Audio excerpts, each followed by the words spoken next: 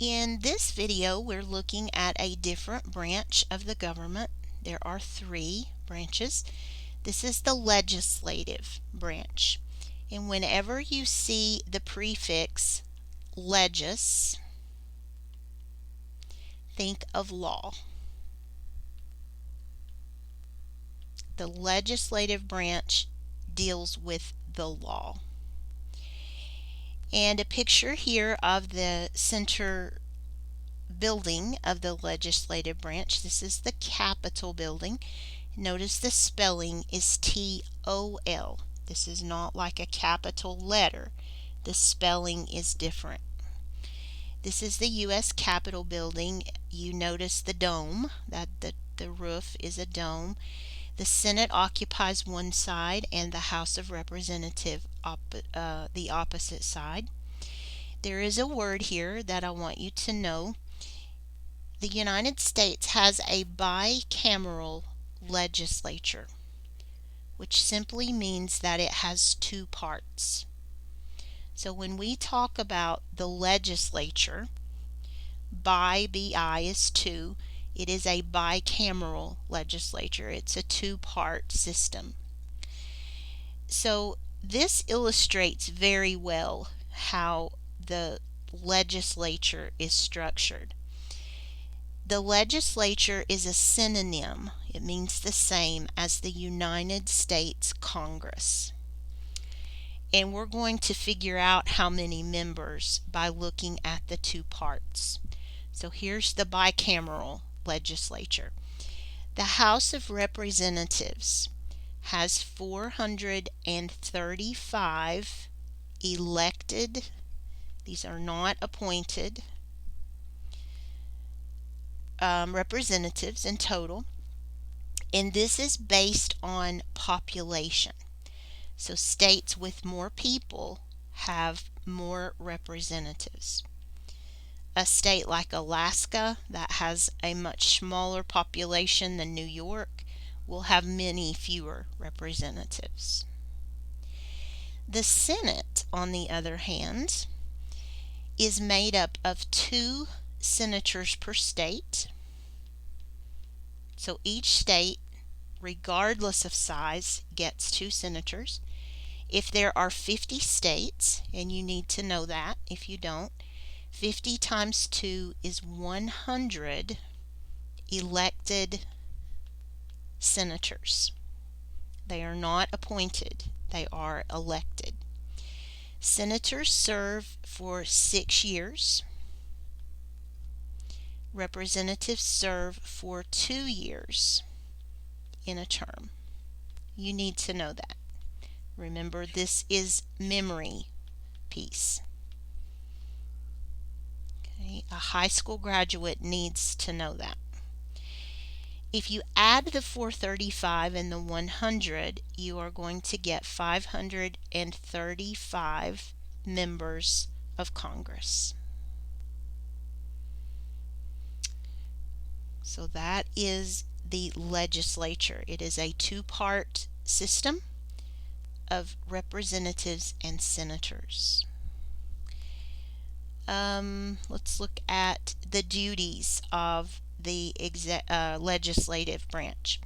And there are, looks like 7 that I need to tell you about. This is a very important branch. So let's hope that I can squeeze all these in. I'm going to have to squeeze all this in. All right, one thing that they can do, they can amend. Oops. Amend means to change the Constitution. Constitution is the supreme law of the land. It needs to be capitalized with a 2/3 majority. So it's not easy to do. The Constitution has been in place for a very long time. It has been in place for hundreds of years. Proposals to change the Constitution are probably now over 10,000. I'm not certain. but only 27 times has this occurred. Some of the things that were added as amendments are women's right to vote, the abolishment of slavery. You've heard of the Second Amendment, that's the gun rights. First Amendment is freedom of speech. So these are major, major issues that are listed as the amendments. It's very hard to get this done. This body can override a presidential veto.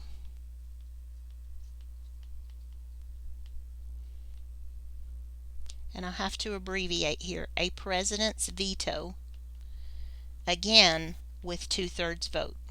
You have to have 2/3 or 66.6% of your members to make this happen.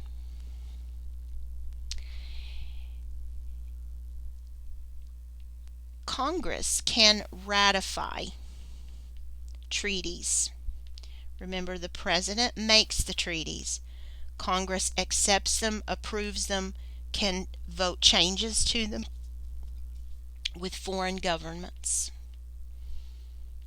Ratify means to accept or to adopt.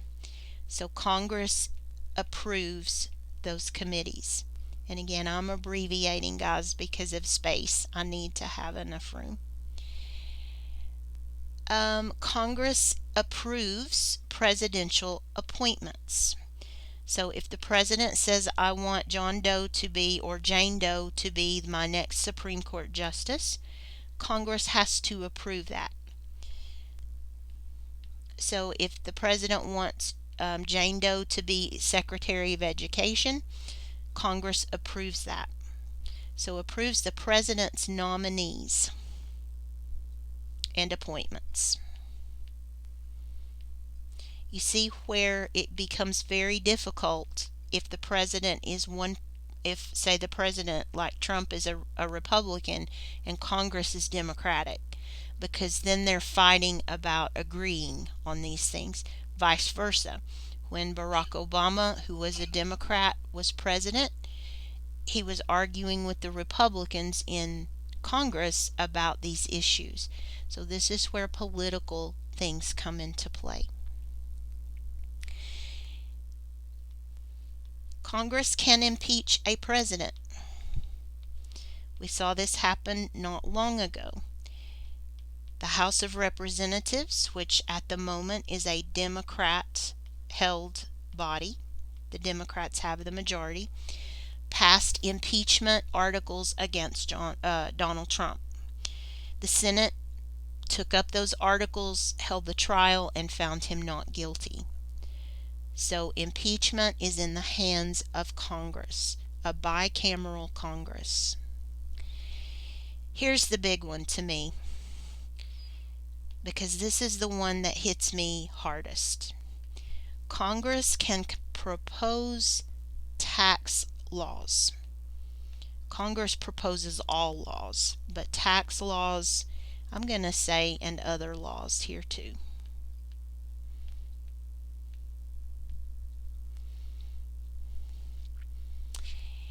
And here's a big one. Congress can declare war.